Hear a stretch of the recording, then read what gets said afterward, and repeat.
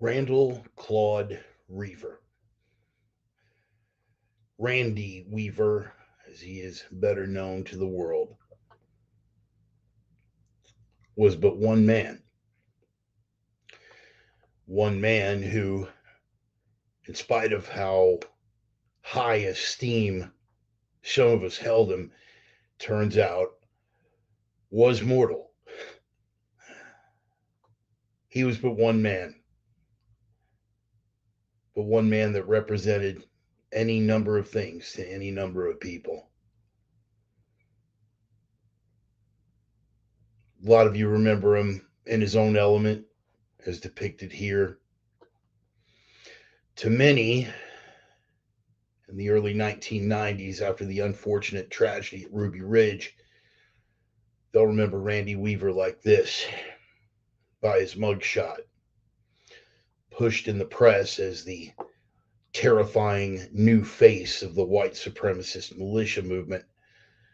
For those that wanted to dig a little deeper, they may remember him like this, when a brave attorney by the name of Jerry Spence represented Randy Weaver, who had been done so wrong by the United States federal government, and he was acquitted of all charges. Standing there, eyes of the world upon him, in the days before 24-hour social media coverage, many did not get to see the true face of the Randy Weaver that they had been presented.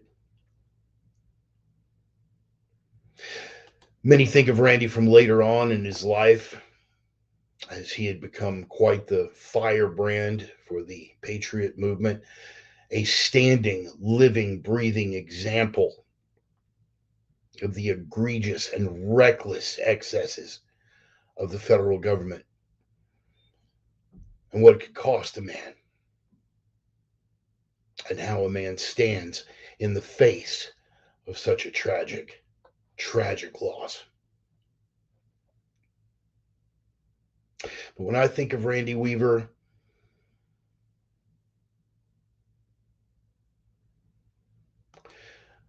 I think of a loving father who cared very deeply about his family. In fact, even at the root of the tragedy, going to that lonely place in far north Idaho, he genuinely sought to do the best for his family, to keep them safe from a world that was encroaching upon what he saw to be his way of thinking and his way of life. And for it, and for it, he got to see his son and his wife murdered.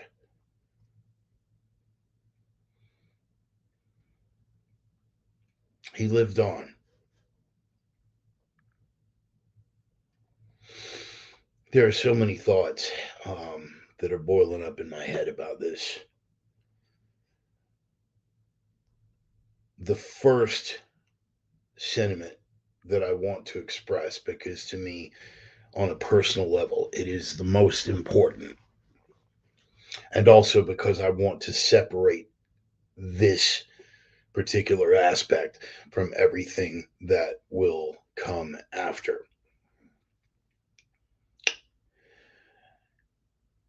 is that above and beyond what he meant to any of the rest of us, our focus and our hearts, and indeed our prayers, for those of you who are people of faith or not, need to be with those who live on. About 9 years ago, through a total accident of circumstance, I happened to be placed in the same room with someone who, as it turns out, would become a friend. and not only a friend, but an exemplary representation of what true strength really is.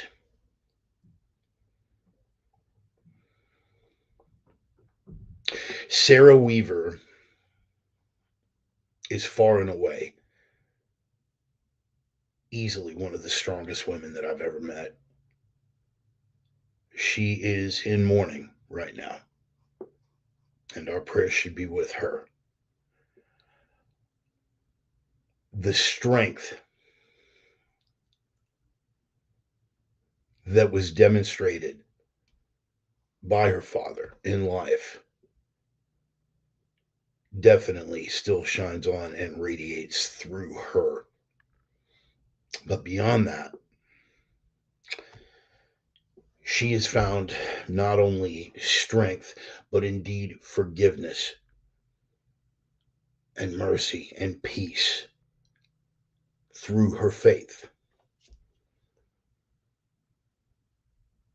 And I pray that it is that faith that sustains her through this time of mourning.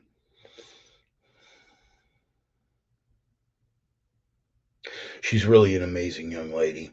Her husband, Mark, who I also met through that accident of circumstance, just being in the right place at the right time.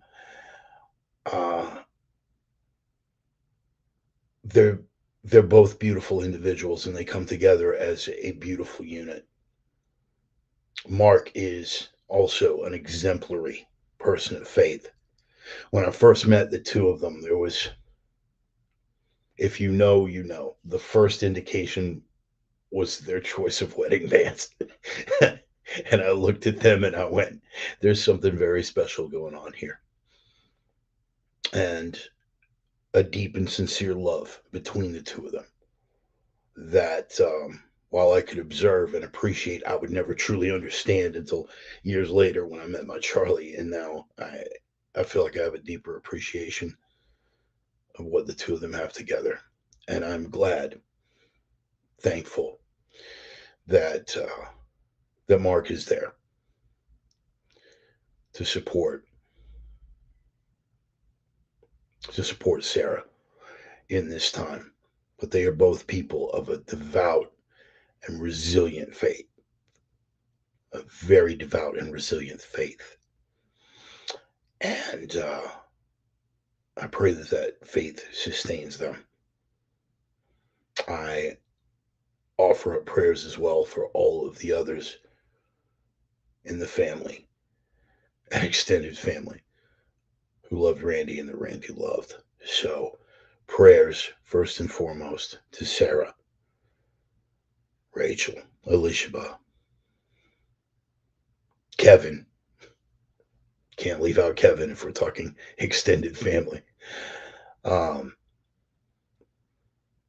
but I pray that that faith and that strength is with all of you. Please know that, please know that your father was an amazing man and he meant so much to so many. Some of those many may be misguided. Some of those people may take it upon themselves to project things upon your father and your father's memory that do or don't exist. That is on them. And you're well aware of that. As for me, Sarah, thank you for your friendship. I pray for your strength. And for the record, anyone who is watching this, all of my social media feeds, I have been abundantly clear that there will be no public commentary with regard to this that isn't prayers or support. This is not a time for the politics, at least for the sake of Sarah and the rest of the family. Um, we'll keep that separate, which is why I wanted to address this first.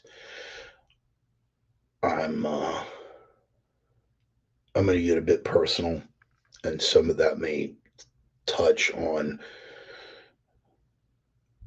beliefs that are political, but I wanted to get the important part up front.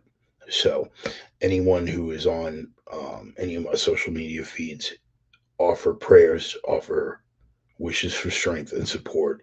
Nothing further will be tolerated. I just want to be abundantly clear on that.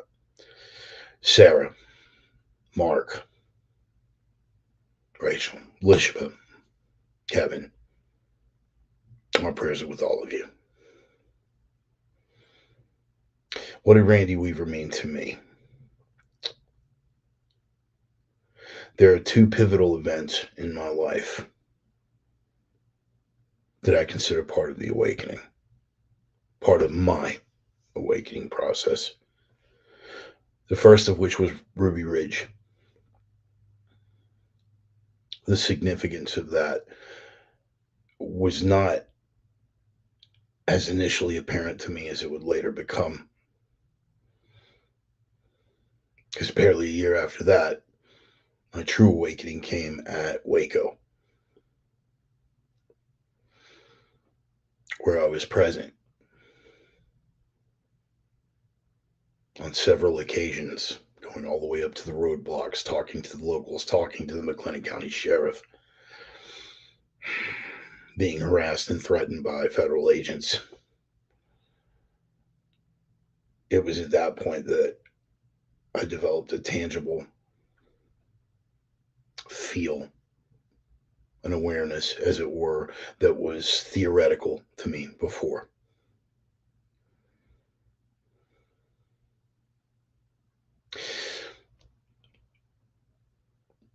What Randy Weaver meant to my awakening was, as I stated before, a demonstration of strength. Now, people can say what they want about the man's beliefs, but here's the thing about living in a free society: we are compelled, duty bound, to tolerate beliefs that may be so divergent from our own, polarities, if you will. And we have to be willing and able to coexist so long as no harm is done. And Randy Weaver hurt no one. No one. His motivation in his heart of hearts was to protect his family. You can think what you will about his actions or his beliefs, but his motivations were deep and sincere. To protect his family, his kin. Nobody can argue that. And the price that he paid for it,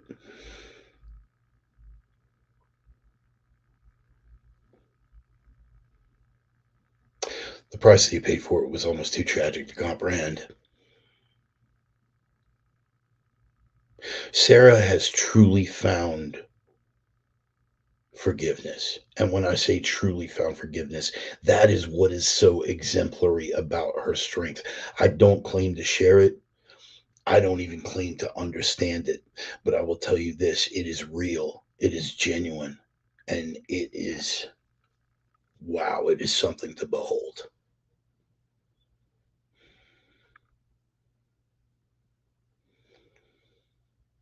I don't have that kind of strength.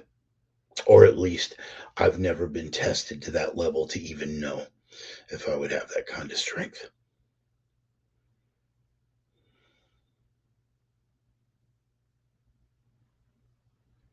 But because he thought differently, because he believed differently, because he acted differently, because he chose to take his family to a remote place in northern Idaho to keep them safe from a world that was encroaching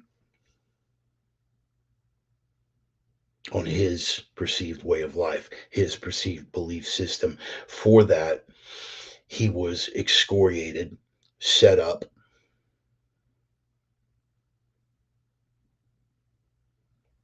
pushed to the limits by the federal government. And when he refused to respond to their dictates and their excesses, they advanced on his house. He got to witness his 13-year-old son being machine gunned to death by a federal marshal's MP5. And not even a day later, while paying his final respects to his son, took a round through the shoulder, and as he and Kevin charged through the front door, he heard the crack of the shot from behind him that took the life of his wife.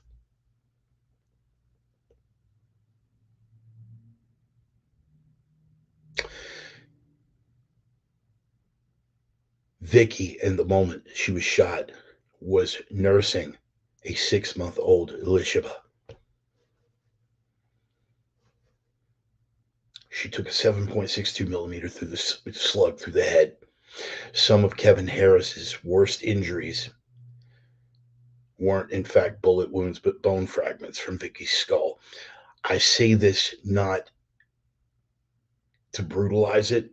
I say this not to sensationalize it. I say this to put a very realistic face on exactly what this man got to be a part of.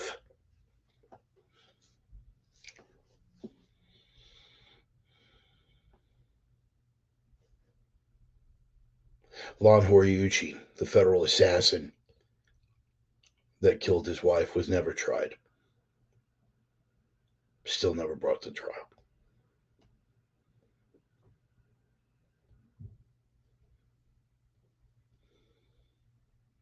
The federal government mobilized against Randy Weaver not because he was a realistic threat to anyone. As I said, the man never hurt anyone. He had lived up until that moment an exemplary life. You may not know this about Randy Weaver, but he was a U.S. military veteran. He was a Green Beret stationed at Bragg in 1966. Not the best time to be in the military for you history students out there. He had served his country. He'd worked hard, and all he wanted was to be left alone. That was too much for the federal government because his thoughts weren't proper.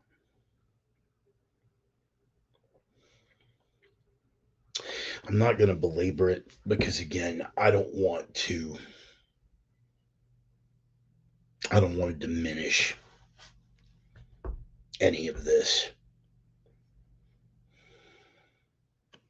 And I don't want to make it about the people who want to wear Randy Weaver on their shields, right or wrong.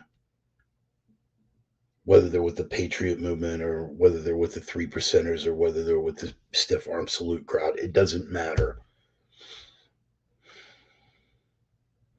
Because this isn't about them. This is about him. This is about Randy. This is about the legacy of Randall Claude Weaver, what he leaves to the world.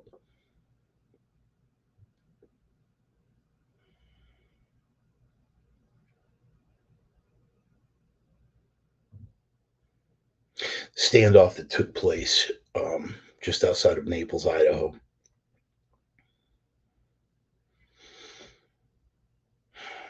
Was portrayed one way, as were the circumstances leading up to it, by a media complicit in keeping everyone on the same page.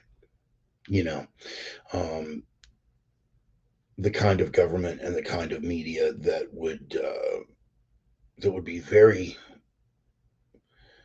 very adamant about controlling the flow of information and misinformation.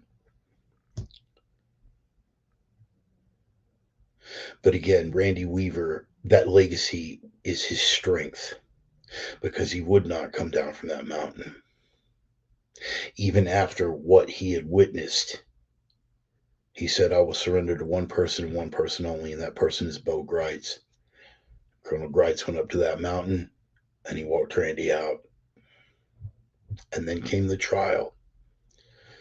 Remember what we had been told, and it would have been very, very easy for Randy to cop a plea. I'm sure many people pushed him to do just that. But it was that strength and integrity that prevented him from doing so. And the gods look out for people that demonstrate that strength in a world full of weakness. The gods look out for them. And a man named Jerry Spence, lawyer in a leather and fringe jacket from Jackson Hole, freaking Wyoming, appeared almost as if out of the ether and said that I will take this case pro bono because he saw it exactly for what it was. An egregious overreach of the federal government and one man that had the spine to stand against it. And Jerry Spence did not share Randy's beliefs politically, racially. Jerry Spence didn't share that, but what he shared was principle. A subtle little nuance that has been forgotten in this day and age.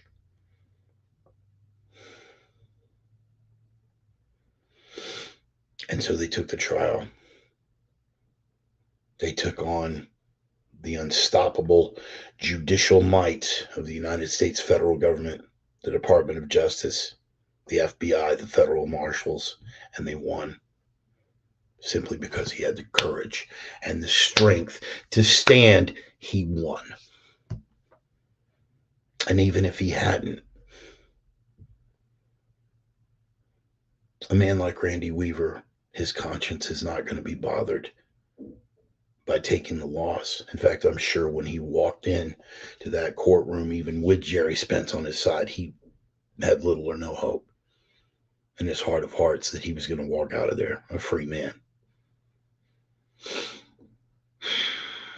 But he did. He had the heart to take it on. And a lot of people after such a thing would have counted their blessings and shut right the hell up and gone into hiding, but he didn't do that. He wrote a book along with his daughter Sarah, The Federal Siege at Ruby Ridge. I have an autographed copy on my shelf.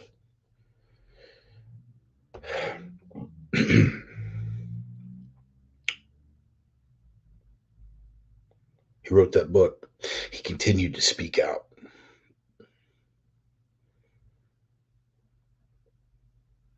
This is demonstration of strength and resiliency. He never renounced anything that he did. He never renounced anything that he did. Win, lose, or draw, right or wrong. Randall Claude Weaver was Randall Claude effing Weaver. He was who he was. Without equivocation or apology. That is a strength. Strength that you have today, and a strength that you have to respect or should respect if you are intellectually honest and ideologically consistent. It is a strength that you should respect even in your sworn enemies. For people to have that courage of conviction.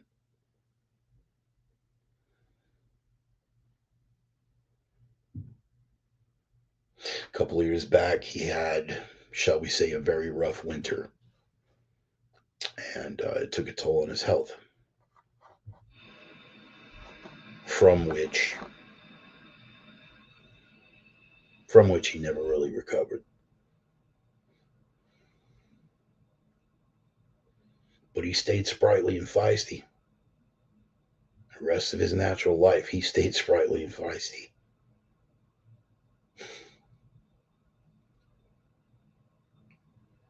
My wife, Charlie, actually sent him some holiday fudge for a couple of consecutive Christmases when she was up there in the Northwest, which I'm told he was fond of.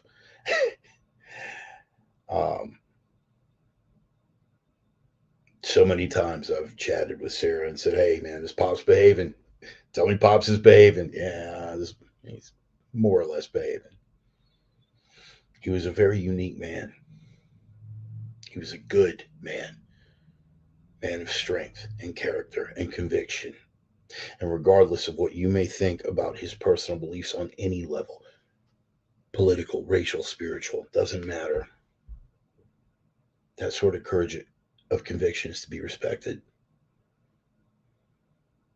And I will always hold that man's courage of conviction in high esteem and high respect, as I hold his daughter's strength, Sarah's strength, in high esteem and high respect.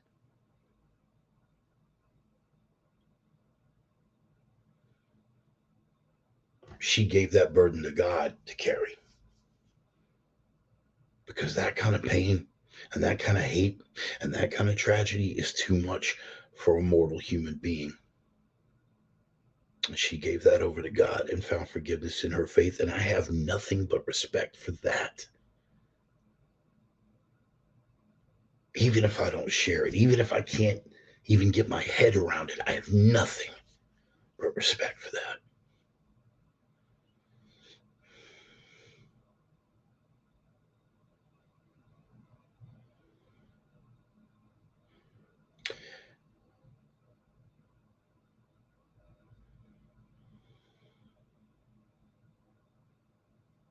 I expressed the sentiment.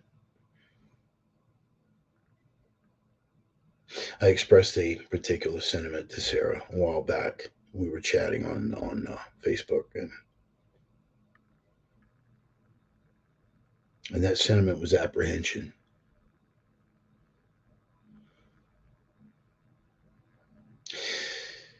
Apprehension going into today's political climate.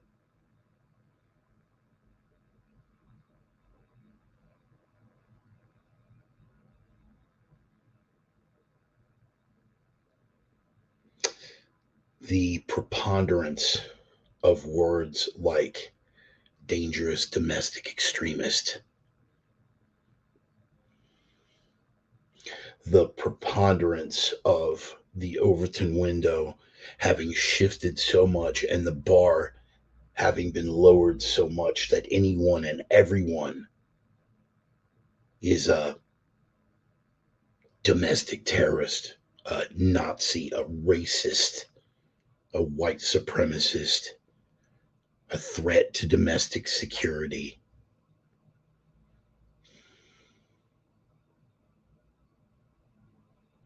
That was the rhetoric about the then burgeoning militia movement.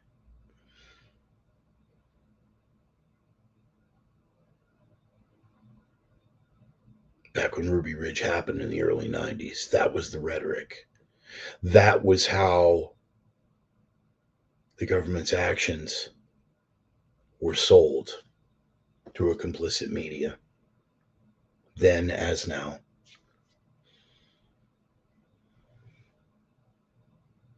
Randy Weaver, we were told, was not a man who moved to a mountaintop with his family to keep them safe and be left alone. No, he was a dangerous wrong thinker, an extremist, a man whose very opinions existing on the planet were such a threat that the full force and weight of the federal government had to be brought to bear. I've stood on that hill and looked down on that meadow that we all got to see in the CNN footage. That meadow that was crawling with military tents and military helicopters and military armored vehicles during the so called standoff at the so called compound, all because a man thought the wrong way.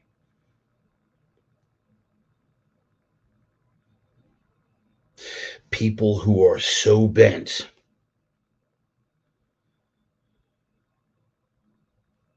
on hating you for how you think. Not anything you've done, mind you, but the mere existence of an opinion that differs from theirs, no matter how broadly, no matter at what polarity. They're so bothered by the very existence of such thought. Orwell had a word for that. Help me out.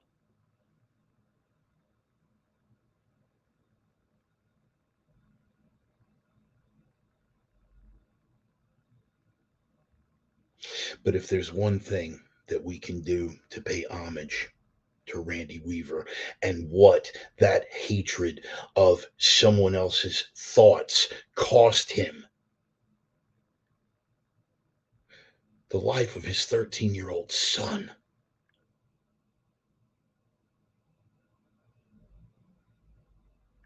the life of his wife as she nursed his infant daughter. Are you following me here? Are you tracking?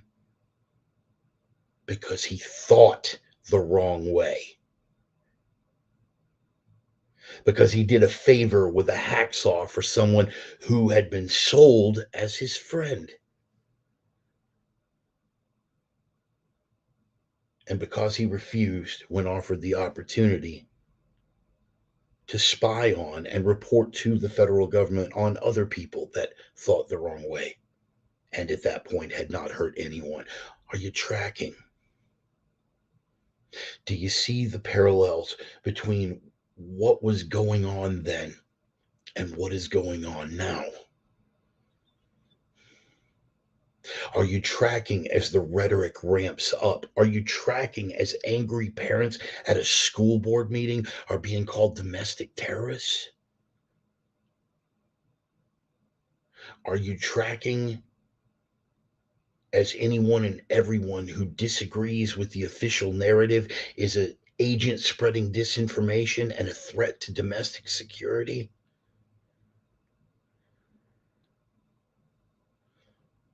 Are you tracking when the root of every evil on the planet, in spite of stacks of empirical evidence to the contrary, everything, the worst threat is white supremacy, the worst threat is white supremacy, the worst threat is white supremacy, the worst threat is white supremacy, only now everything is white supremacy if it differs from the official narrative? Are you tracking?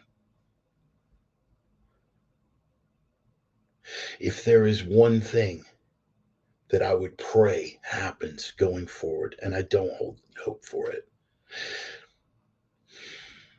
but if there's one thing that I hope happens going forward, that would be a proper homage to Randy Weaver and what he meant in life and in death, it would be to dial back the rhetoric, to take it back a couple of notches. Boots on the ground with the FBI or FBI High Command, Merrick Garland's Department of Justice. I implore you, and I'm very careful about the choice of the word implore because I will never, ever beg. I implore you to reach past your devotion to ideology, to reach past your devotion to the narrative, and for just 1 second, examine the human cost.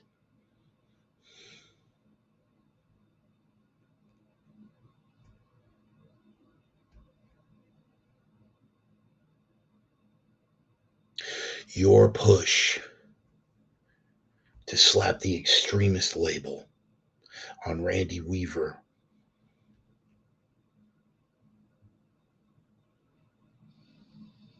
wound up costing him his wife and his son, wound up costing that area a scar on their reputation that remains to this day. And all for what? He was acquitted of all charges. A year later, that same push of the rhetoric of domestic terrorism and extremism, barely a year later, in a little place in the Texas Hill Country called Waco, cost the federal government another multi-million-dollar price tag, but more to the point, cost 90 people their lives,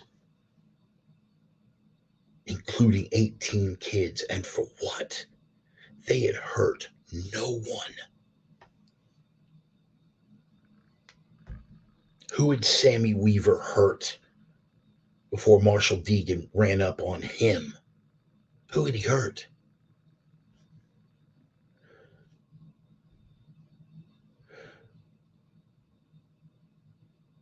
Who had Vicky hurt while she's nursing a 6-month-old baby? And Randy and Kevin, who had they hurt? I'll wait.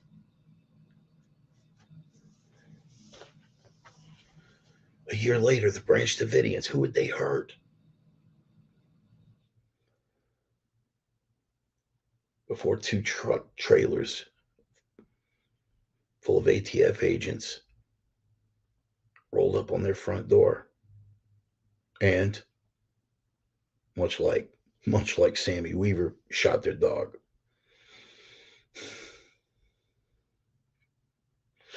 I don't really know how to process all of this.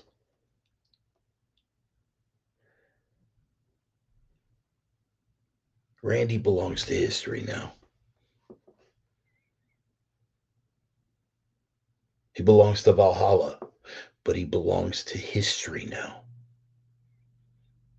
And a lot of that history is still being written. And some people rewritten with very nefarious intentions. I pray to the gods going forward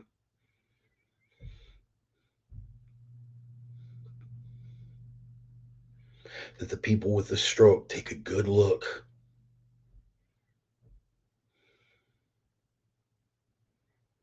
while they point the finger at us for dangerous rhetoric.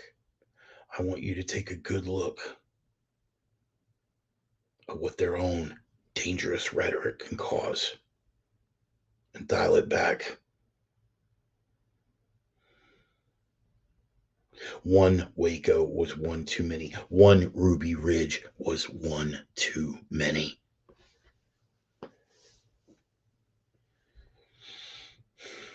Dial it back, people.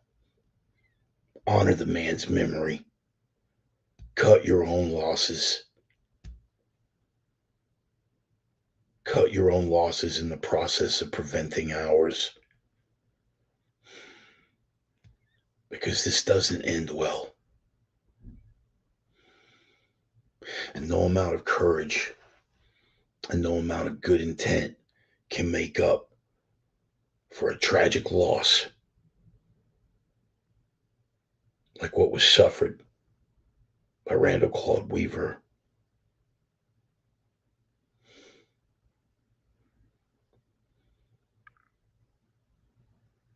Even if that exemplary strength carried him on for 30 more years of life, he carried that with him to his very last day. Dial it back, people, please.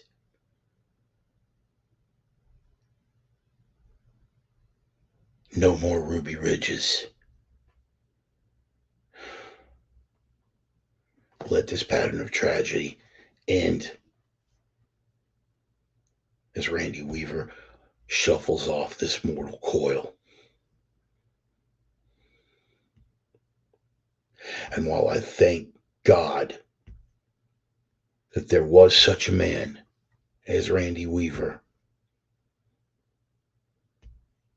to show us all the way, to show us what it means to be a man of principle,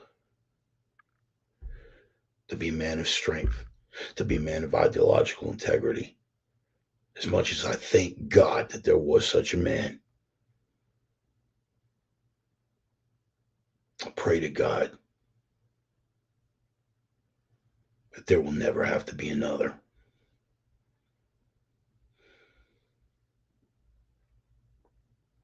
And in my heart of hearts, I don't have Randy's strength, and I certainly don't have Sarah's faith. And in my heart of hearts, I fear that those two prayers are going to fall on deaf ears.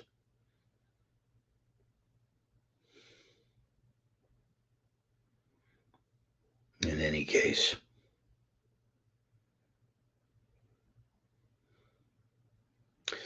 may you rest in peace, Randy. Until Valhalla, may you rest in peace.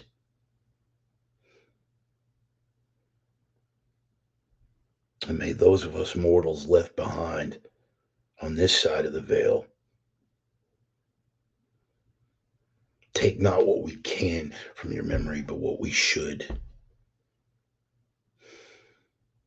Heroic men have heroic flaws, and you were indeed a heroic man. May our way to honor your memory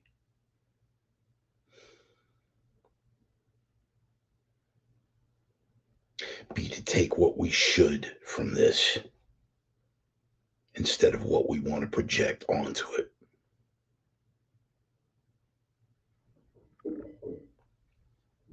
Amen and amen.